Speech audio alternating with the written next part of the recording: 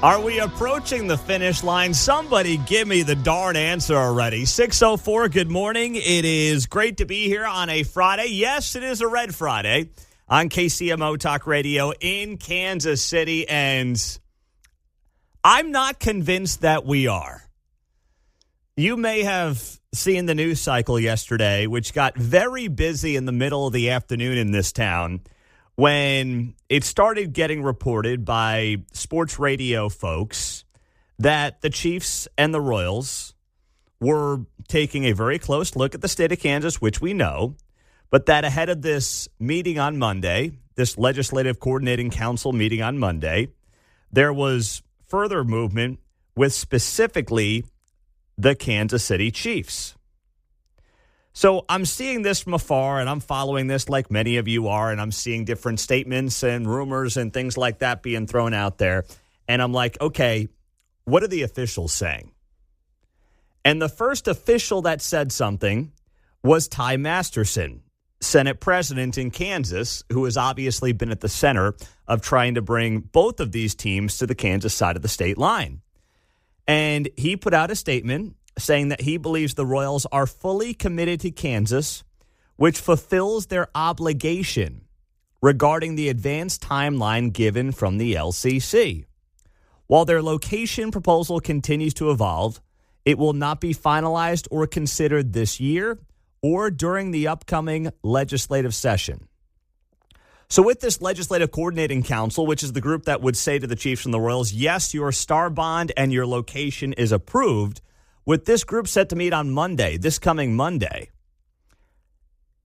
it read pretty clear to me that the Royals are not going to have a decision here. That's not part of the equation. But what they have done is basically bought themselves more time. That's what they've done. Because the star bonds are valid until June 30th of next year. So if you wanted this thing to magically come to an end, you are going to be sorely, sorely disappointed. This is not on the 1 yard line. It's not. I mean, we've had sports radio hosts in this town say for the better part of the last 9 months, they're going to Kansas. They're going to Kansas. March 24th. March 24th. Ow. Thank you very much there, Basset Hound. Not Bulldog, Basset Hound, Bob. All right? I mean, we've been doing this for 9 months.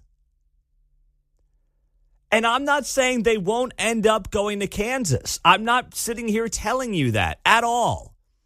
I'm just sitting here telling you to take a deep breath. Let's do it together.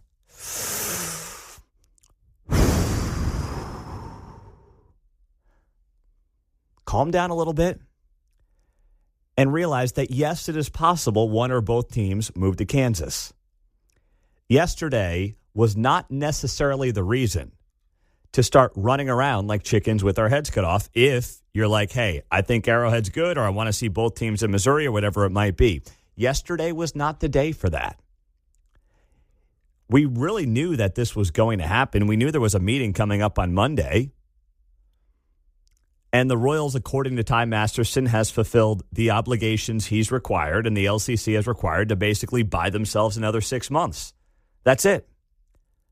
That's what we know at this point. Now, I'm going to have Ty Masterson on this show coming up this morning at 8:30. So you want to make sure that you're back here, whether you're streaming it on KCMOTalkRadio.com, on the iHeart app, wherever you're listening, your Google, your Alexa. 8:30 this morning. Be back here in a couple of hours. Ty Masterson is going to be on the show.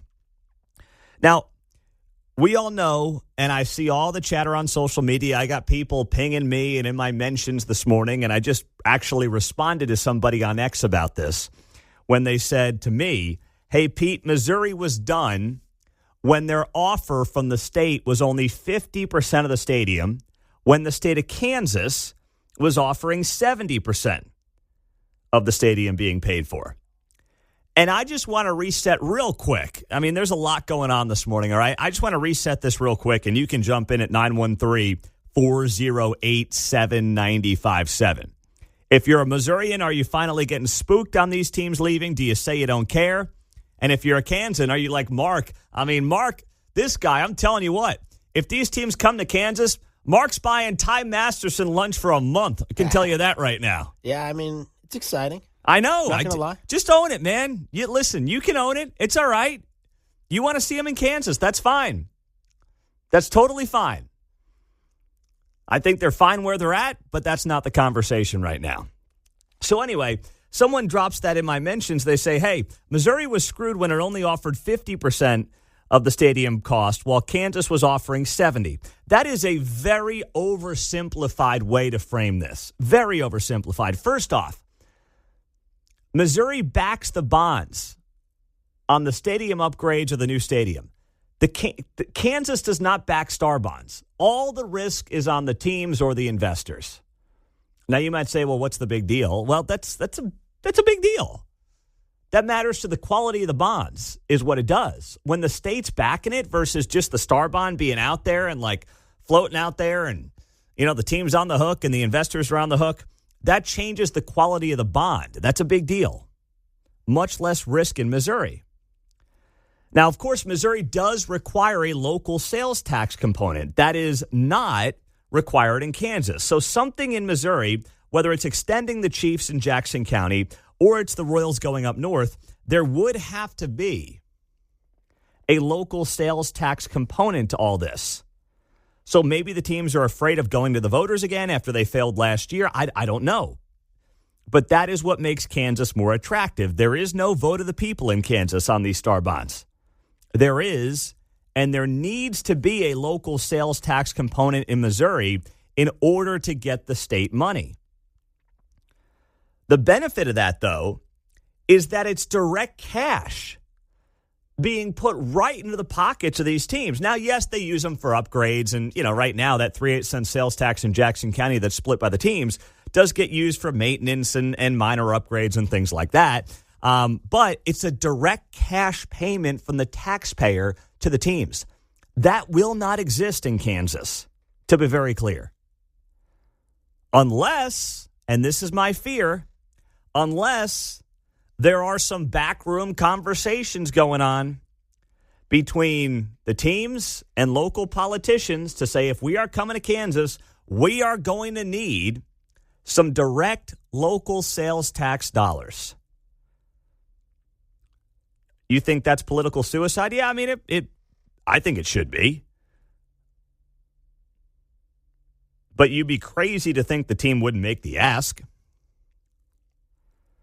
So that is part of the equation as well. There are direct cash payments on the Missouri side, theoretically, if you can get something passed. There's nothing like that in Kansas. And then there's stadium ownership. These teams don't want to actually own these stadiums. They have no interest. They do not own them right now. County does. That's why you've got this Jackson County Sports Commission. I mean, the teams have all the benefits without having to do really any of the ownership stuff, property taxes, things like that. Now, from what I've heard, those conversations on the Kansas side have been active. They want to basically figure out how to not own the stadiums, not actually pay property taxes on the stadiums, because why would you? They don't have to do that right now in Missouri. My understanding, based on how the Star Bond deal works, is that they would have to actually own the stadium unless they get some special carve-out. Do they really want to own the stadium? Or do they want to basically have the stadium for their use, reap all the benefits without having any of the risk, which is what they basically have right now in Missouri? That kind of nuance matters. And that's not me sitting here telling you that they're staying. Okay, I mean, sure, it looks more likely today than yesterday that they're going to Kansas, which, they may just say the upside on the business side is way too valuable and we're just going for it, which that's their prerogative. I'm just saying Missouri's not done, and it's not as simple as like people in my mentions here, a guy who just responded to an X as saying Missouri didn't put their best foot forward. They did. They did. But if Kansas is more attractive for a multitude of reasons, then I'm not sure what Missouri really left on the table outside of having too much local incompetence on the political level, which will be a conversation for another day. 913-408 95.7. It is 6:14 as we get it rolling on a Friday morning on KCMO Talk Radio. Kendall Gammon's going to be here, of course, coming up in 1 hour. We'll talk a little Chiefs-Titans.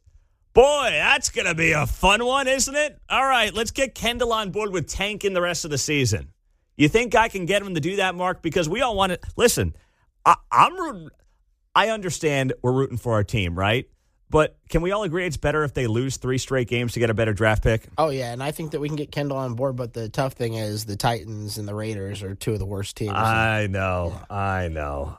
They're so bad. All right, Libby is in Waldo. Hey, Libby, good morning. What's up? Happy Friday. Well, happy Friday to you, too. I have a solution to this, whatever is going on with these stadiums and these teams, because they are so rich, all those players, the Royals and the Chiefs, let them pay for all of it. Why hit taxpayers? The players paying for the stadium? I mean, I love you, Libby. I love you. I love you to death, Libby. No, now, listen, can billionaires, should team ownership be on the hook for their own stadiums? Yes. But they've been playing this game for 35 years now in cities across the country, and there's no evidence to suggest it's ending now. Yep, I get it. I get it. And here's the thing. Let's not forget. Thanks, Libby. Have a great weekend. Let's not forget that Kansas entered the chat, as the kids say, to be like, we want to keep the teams in the region. We're just here to help out. And all it did was create a border war and give the teams more leverage to get what they want out of, theoretically, the taxpayer. That's how it goes. But I did see, like, the Bears are having this issue right now. The Bears are now threatening to go to Northwest Indiana. The Gary, Indiana Bears. Gary Bears. Yeah, exactly. The Bears. Meantime, Northwestern University in Chicago putting up a new football stadium, $800 million, all through private money. They can do it. But why do it if you don't have to? Right? That's how it's been going now for really 30, 35 years in this game of professional stadiums. 913-408-7957. How you join us? All right. The rescheduling of marijuana comes down from the White House yesterday. A lot of Republicans upset about this. Are you? The more I look at this, I'm not crushed. I'm not, even as someone who's not smoking pot. Although this Chiefs-Royals story, I may be smoking pot if this thing doesn't end soon. It's not my cup of tea, but you may just find me wandering around Missouri stoned if this story doesn't come to an end. Anyway, what did Trump do? We'll tell you about it and the drama and the controversy around it next. President Trump getting into the weed game. He has rescheduled marijuana from a Schedule I drug to a Schedule III drug, and this was the president making the announcement yesterday from the Oval Office. Today, I'm pleased to announce that I will be signing an executive order to reschedule marijuana from a Schedule I to a Schedule III controlled substance with legitimate medical uses. We have people begging for me to do this, people that are in great pain. For decades, this action has been requested by American patients suffering from extreme pain, incurable diseases, aggressive cancers, seizure disorders, neurological problems, and more, including numerous veterans with service-related injuries and older Americans who live with chronic medical problems that severely degrade their quality of life. And it's so really, I can't tell you, I think I probably have received more phone calls on this, on doing what we're doing. I don't think I received any calls on the other side of it, but hopefully this reclassification, which, by the way, polls at 82%, will help many of those patients live a far better life.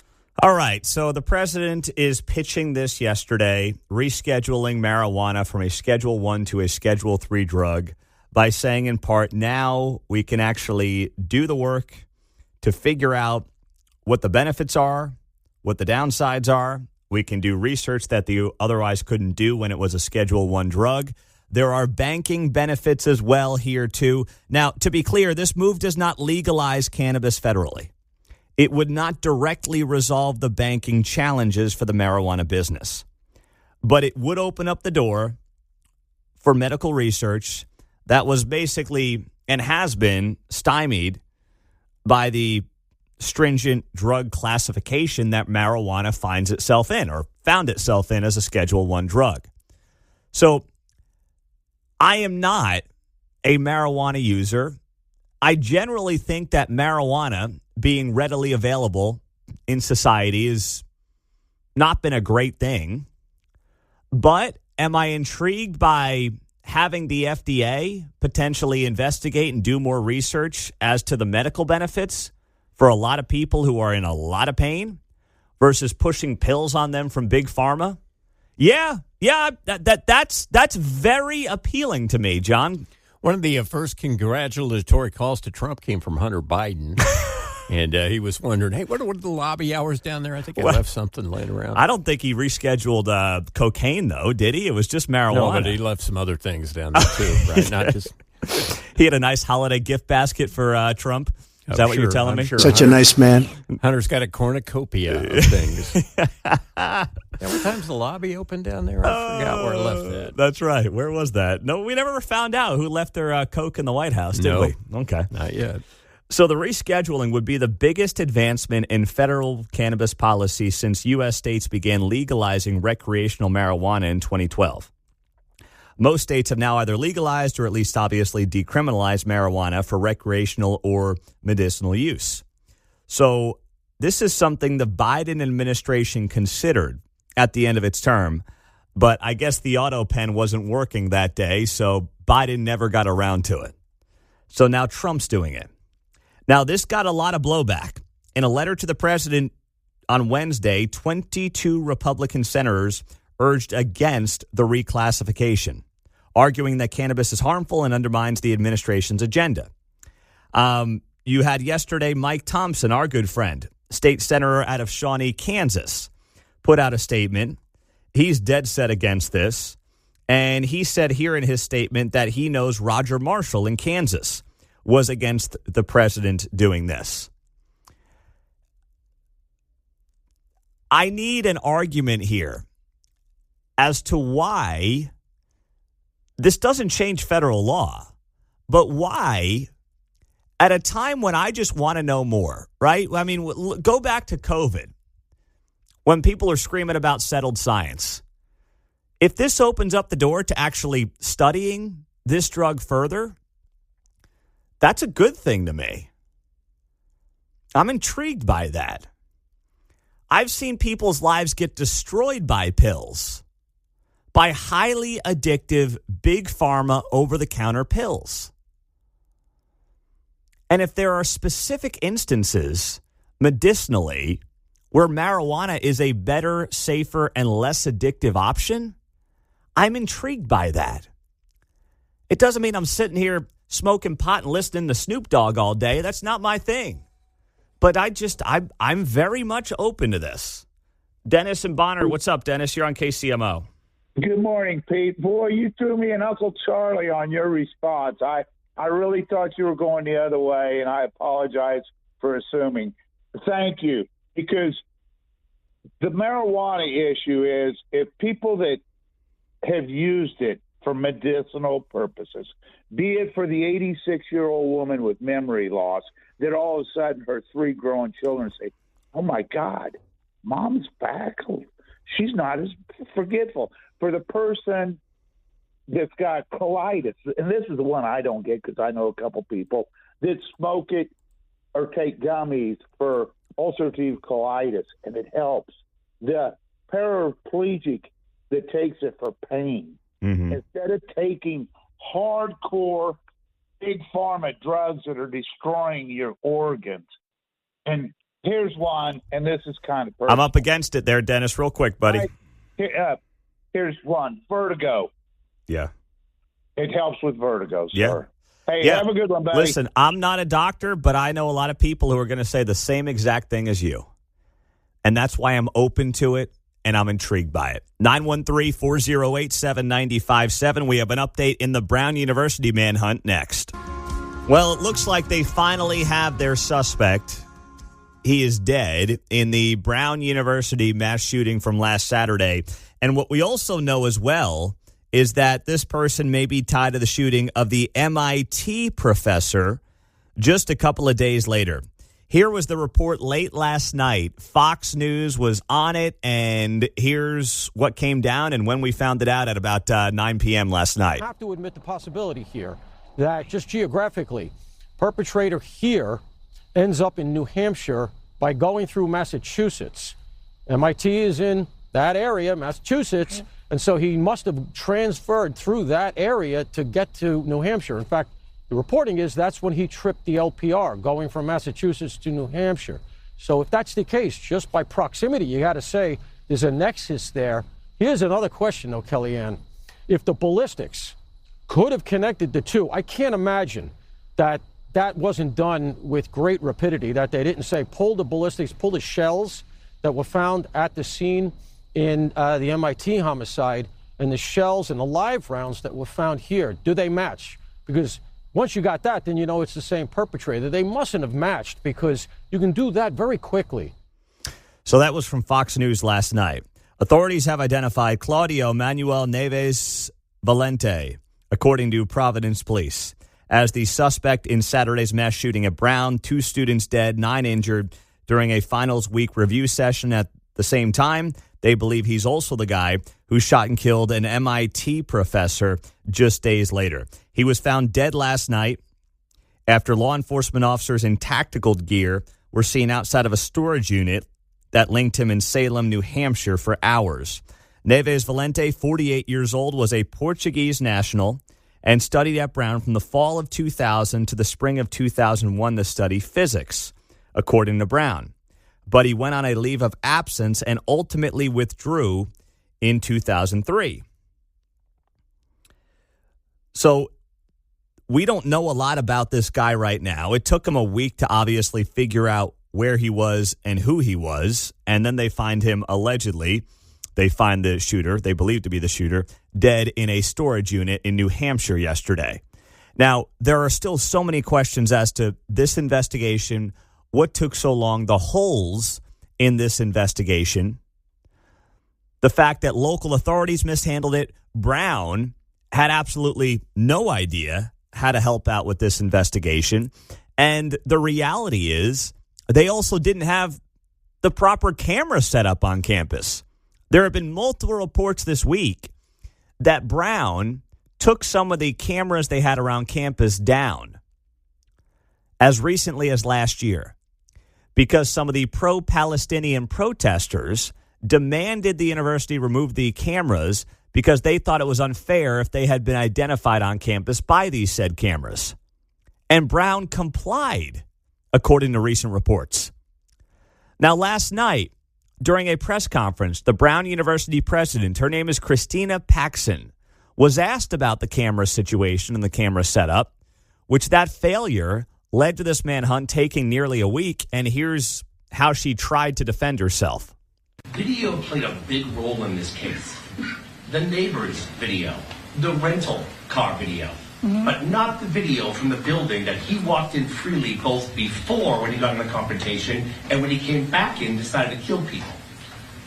You didn't have cameras in that building. Just say it so we can get this over. And my next question is, will you put cameras in that building?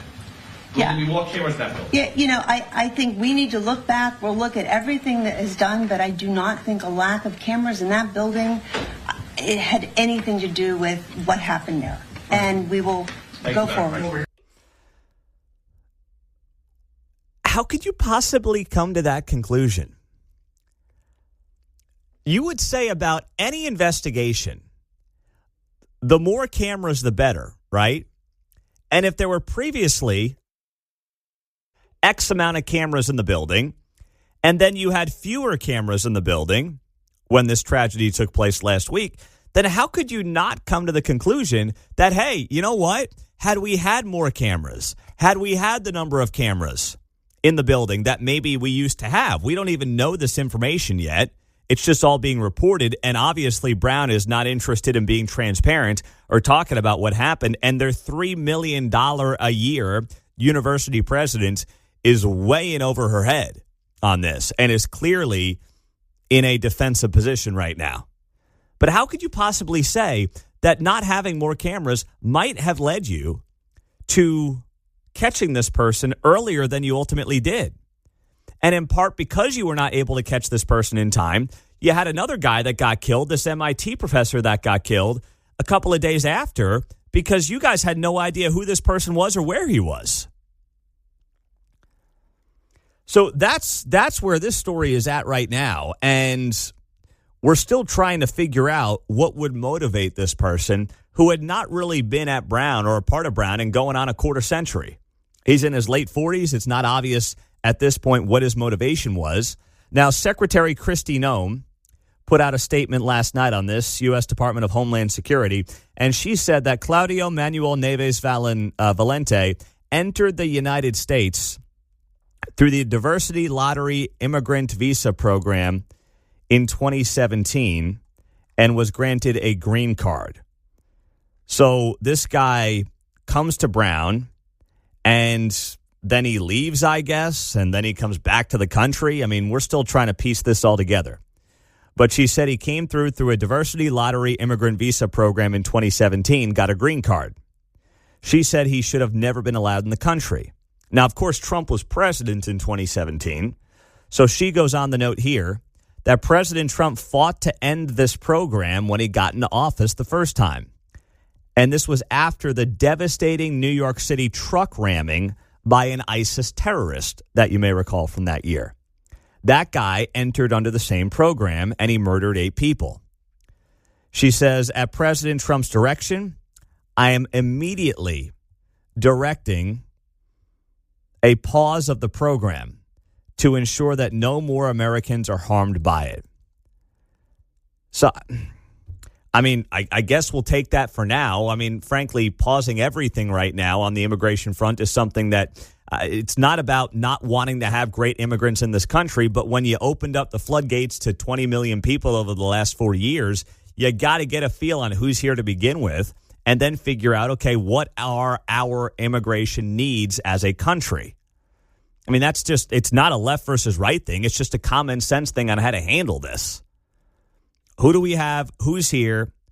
Who do we have to filter through to make sure that we don't have bad people here with bad intentions? And then, okay, let's reset everything. Let's start from scratch, and let's start being a little more targeted in what we're doing here. That's got to be hopefully something from a 35,000-foot view that comes out of this story. And I hope that that's in part how it plays out. 913-408-7957, our text line and our studio line on KCMO. Pete, I bet it's going to come out that this Brown president was way in over her head and she will resign or get fired. That'd be fine with me based on what I'm seeing. And by the way, the Providence police chief, we talked about this guy yesterday. I mean, that dude, he should be out of a job. He should have been out of a job on Monday, the Providence police chief. Oscar Perez, I mean, I wouldn't trust this guy to run a lemonade stand at the end of my driveway. I trust my own daughters, and they do a darn good lemonade stand. They know how to mix it. They know how to sell it. They know how to collect the money. I mean, I see this guy, Oscar Perez, doing these press conferences for the Providence PD, and he's got no clue what's going on. So there's a lot of people that need to be, shall we say, shown the door when all is said and done with this story and this investigation. There's no doubt about it. And now we've got to figure out what the motivation was of this guy.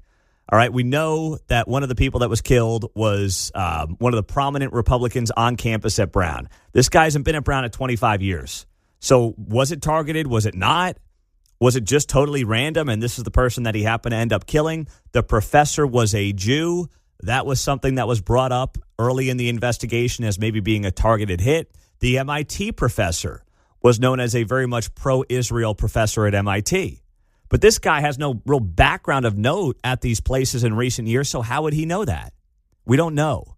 Still a lot of answers that we've got to figure out in this shooting. President Trump yesterday giving federal workers 2 additional days off for Christmas, according to an executive order signed yesterday afternoon. Federal employees affected by the order will be able to stay home on December 24th and December 26th. For many, This effectively creates a 5-day holiday break when you include Christmas Day and the weekend. So when I first saw this yesterday, I was confused because the way that it was framed was that Trump basically made December 24th and December 26th federal holidays. And I'm like, wait, hold on. No. But then I was like, oh, it's just for this year. Okay. All right. So I took a step back and I was like, all right, that's fine. But the way it was framed, like I saw the story from Axios, and it says Christmas Eve and the day after Christmas are now going to be 2 new federal holidays, according to the administration. And I'm like, what are we, just making up holidays now? The guy's putting his name on the Kennedy Center, and now he's just making up holidays? Like, no. By the way, federal employees get plenty of time off. It's a good gig. I'm not knocking it if you do it. I'm just saying, there's a lot of time off. But then I'm like, okay, it's just for this year. Slowed down, much less bothered by it. Let's be honest. There was probably no work that was going to get done anyway on Christmas Eve or the Friday after Christmas, which is the 26th this year. And there's going to be plenty of agencies where you got to have people working anyway, right? It's not like the whole FBI is just going to magically shut down. It's like they did that here. They added holidays for us. They added, I think, the 26th and then January 2nd. Our CEO, Mary Berner, announced that a couple of months back. Now, I'm going to be here on January 2nd. That's a Friday. That's when I'll be back here doing the show after some time off around Christmas. And I'm just like, well, I got to get into here. There's work to be done before the weekend, so I'll just work that Friday. I mean, it is what it is. And it's the same thing for certain government agencies. And I guess Trump's like, you know what? I fired 300,000 of these people this year. The ones that are left, I'll give them a little extra time off. I mean, what a nice man, right? What a guy. Such a nice man. So whatever. I'm not bothered by it after I understood the story a little bit more. They got 2 extra days this year at a time when very little is going to get done. So be it. Now, speaking of what's going on nationally, there is a Turning Point USA big conference happening. It started last night.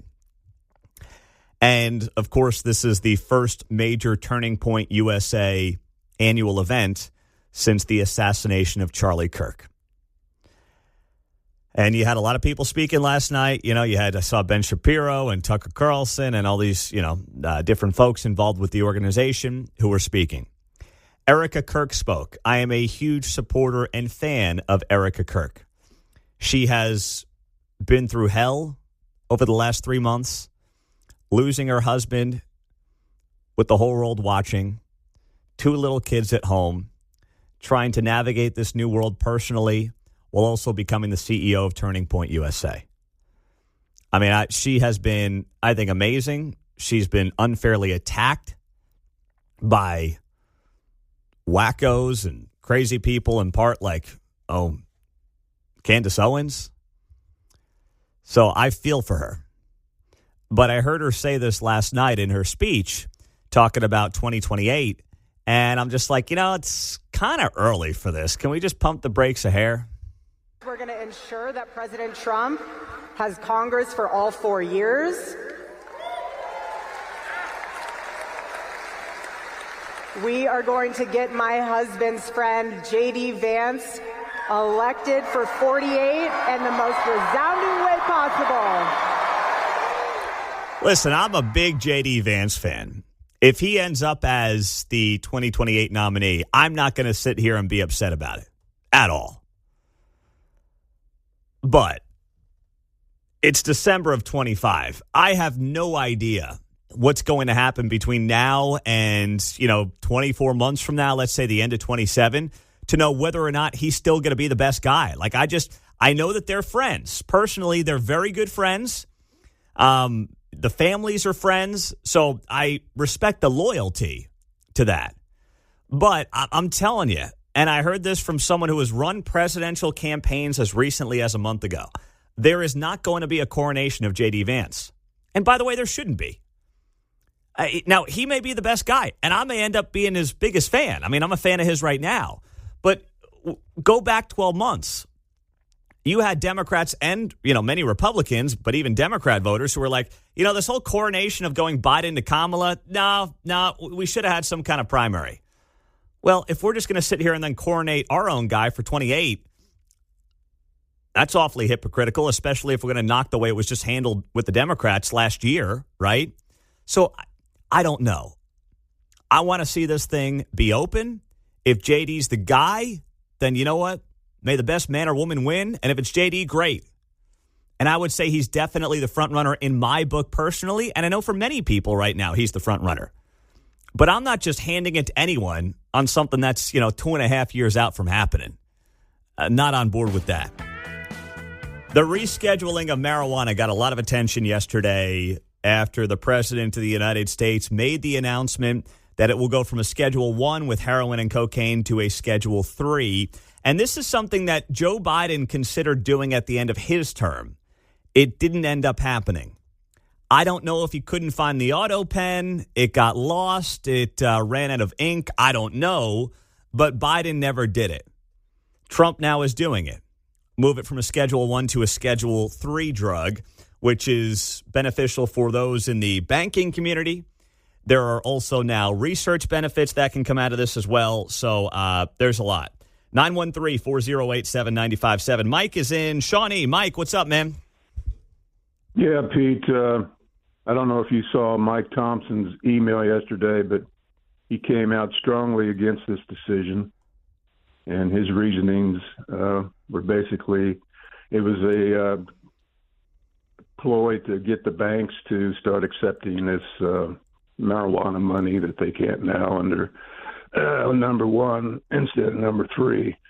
So I encourage you to get him on there and get his side of the story. Absolutely. I will talk to Mike. Mike and I have talked over the last couple of days about this. Obviously, he's not a fan. Mike Thompson, the former meteorologist, now Kansas State Senator out of Shawnee. He put out a statement yesterday. He said, I know for a fact that Senator Roger Marshall does not like this. He says here, the move also gives the appearance of legitimacy to a drug that has never been approved by the FDA because it has no known medicinal use and it is prone to abuse and highly addictive to users. He says it's the classic definition of a Schedule 1 drug. Now, I think Mike is a great state senator, and I will reach out to him, and I've just got a busy morning. I'll get him on Monday because the story's not going anywhere. Listen, I've seen a lot of people who have benefited from the medicinal use of marijuana. It keeps people off of the opioids, which are highly addictive. I mean, as far as I'm concerned, you want to talk about addictive drugs? Look at some of these pills they're pushing on these people, and kids too.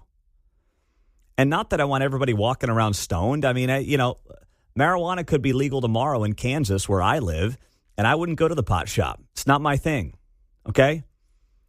There's one time I can think of on one hand the amount of times I've tried marijuana. And each time I just want to eat a lot of cheeseburgers. That's it. I don't have any interest. At some point this morning, I'll tell my story about smoking pot with Haley Joel Osment. That's the only kind of notable pot story I ever have. The kid from Sixth Sense. That's it. That's all I've got. So it's not my thing. It's not about what I would do. But I have seen people benefit tremendously and avoid the opioids because of it. And if now the FDA can go out there and do more investigation and research into it and get people away from the pills, I'm intrigued by that. I want more research, not less research.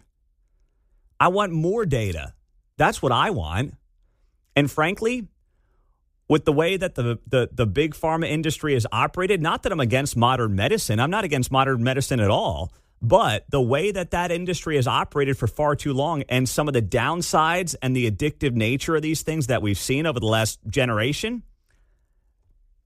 I'm willing to hear more. That's where I'm at. 913-408-7957. Tom in Tonganoxie. Go ahead, Tom. Hey, Pete, first-time caller. I got a couple of points. One, it almost sounds like a Nancy Pelosi Obamacare bill when she said we got to pass it before we know what's in it. My question is, shouldn't they do the research before they pass something like this? And then, well, I think the point, my understanding is the FDA could not do the research because it was a Schedule 1 drug. Now that it's Schedule 3, they can do more research. That's my understanding. And then, you know, I was in the military in the early 70s to mid-70s, and these veterans that come back from Vietnam and Thailand and these countries, some of them come back addicted to drugs. And they can't tell me that marijuana is not a gateway drug to harder things. Mm-hmm. And what about the VA? And if the VA can give out this drug here, I don't know how long it's going to take before they start doing it. What about these guys that were addicted to drugs in the military? I mean, and what's it going to do to them? I don't know. I mean, but I don't know what any of the pills do to them either if they have some need for some kind of medicine, right? Yeah, that's correct. So I don't know. I just want to learn more. Jody, go ahead. You're on KCMO. Hi. I'm a hospice nurse, and several years ago they used synthetic marijuana. It's called Marinol in treatment for nausea and appetite stimulant during chemo and radiation. Mm-hmm. Worked very well. Was not addictive, and they took it off the market, of course. You can barely get an order for it. It did help, and it does have a purpose. I'm not a marijuana person, but I have seen the results of it. So there is options. Well, thank you, Jody, and I hope that that's something that does get more attention and more research as this now gets rescheduled by President Trump. James in Lenexa. What's up, James? Hey, how are you doing this morning? I'm well. What's going on? All right, the last caller just kind of stole my quote. I've been a pharmacist for 25 years. I worked at Leavenworth, and they gave Marinol out to help with, chronic pain, like cancer patients and things like that. So, and it is a Schedule 3 drug. I think they've used it. It's been taken away, but you can still get it if you meet certain criteria. Mm-hmm. But so I think that, medical marijuana has a place in healthcare, but I think it will be abused. Like they use it for people that have glaucoma. And I assume there'll be a lot more people getting glaucoma within the next few years. Yeah. When it becomes available. But yeah, it does have a place. Yeah. And I think that's what people want to know more about. So I appreciate that. Right. And I think the increased research will help with some. Yeah. And that's what it's about.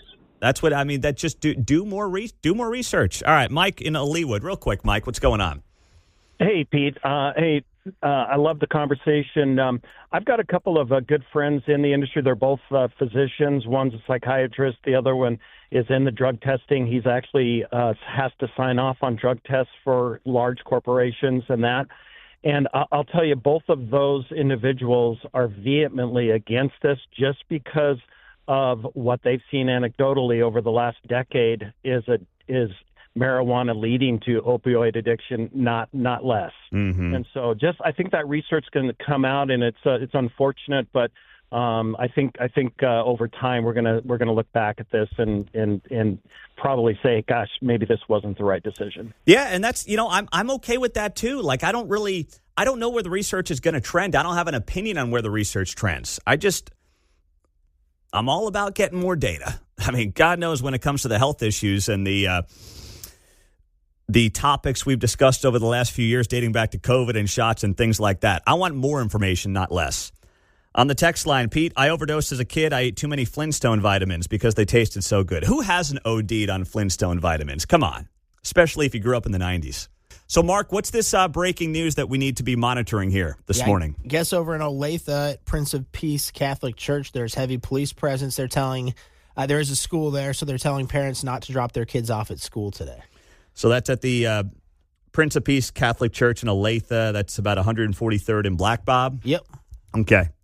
All right. Well, so if we find out more, we'll bring it to you here on KCMO Talk Radio. Ty Masterson is 10 minutes away. He is the Kansas Senate president. He obviously is one of the key decision makers in potentially approving a move to Kansas by the Chiefs and or the Royals. He is the head of this legislative coordinating council that, of course, is going to be meeting on Monday. There are rumors that one or both of these two teams could be on the docket, could be set to announce a move to the other side of state lines sooner rather than later. So he's going to be here for his only interview that he is doing in Kansas City media this morning. That is less than 10 minutes away. So I'm seeing all this, the sports talk guys went nuts yesterday and started flying off all these reports. And I'm not saying they're wrong. I don't know. I mean, at this point, I've talked to a lot of people on both sides of the state line, and I'm not going to sit here and tell you something that I can't say with certainty. There are a lot of people saying a lot of different things right now. I'll just leave it at that, right? I talked to Missouri folks. I talked to Kansas folks. I would say that Missouri is maybe as nervous as they have ever been throughout this process at the statewide level, based on some of the news and the reports and the rumors that have come out over the last 24 hours or so. I will say that much. They're not as confident as they've been. They still believe they have a very competitive offer on the table. They believe there are things that inherently benefit Missouri in this deal over Kansas. It's not as simple as like, all right, Kansas giving 70%, Missouri giving 50%. Missouri's 50% is backed by the state. There has to be a local tax component to the Missouri deal, which I understand is a hurdle because voters are involved. That's not the case in Kansas, at least not yet. But also in Missouri, the teams do not have to own the stadiums. They don't want to own these stadiums. I've heard conversations that have been happening on the Kansas side of the state line that if the Royals move there, they don't want to own the stadium. Ask yourself why that might be. They don't want to pay property taxes on these stadiums. They have no interest in doing that. Right now in Missouri, they don't have to do that, and they get tens of millions of dollars a year directly from the taxpayer. They would not get that on the Kansas side of the state line. That's money for maintenance and upgrades and things like that you will need over the years. So while you do have to get something to the voters, there's no doubt about that, whether you're the Royals in Clay County or the Chiefs in Jackson County, you can't tap into the state money unless there's a local tax component. There is a major attractiveness to getting that local direct money and just basically being able to put it in your coffers. So those are all things that still, I believe, benefit Missouri in this negotiation. It doesn't mean they're staying. I'm not saying that. But there are just some of those things that get lost, I believe, in the broader conversation as to why Missouri is in a good spot. Maybe not right now. Maybe it's all done. But they're still competitively, I think, in a better place than maybe some people give them credit for, which is fine. But I saw this quote this morning. I just was scrolling through X, and I saw this quote this morning from a sports talk radio host who likes to call himself a dog nickname. You know what that is there, Mark? Oh. Thank you. Got the old Basset Hound. Here's the quote. If they're headed to Topeka on Monday, then we know the Chiefs are definitely 100% moving. I do believe that deal has already been consummated. Well, I mean, that's saying two different things. If the Chiefs are going to Topeka, then they're 100% moving. But you said if they're going, meaning you don't know if they're going. And then you say the deal has already been consummated. I don't know if that's the right word, by the way. Consummated? When talking about a deal between a sports franchise and politicians? That's only legal in some parts of the city. I hope no one's consummating anything. On the west side of Topeka, I believe. I mean, what's going on between members of the Kansas legislature and Chiefs ownership? I don't know if consummated is the word that we were really going for there. I mean, listen, I talk 4 hours every day. I understand we may have the wrong word or two once in a while. It happens when you talk extemporaneously for 4 hours every morning. But let's just put it this way. This relationship's a lot deeper than I thought if there's a consummation going on here with any of this. Holy cow.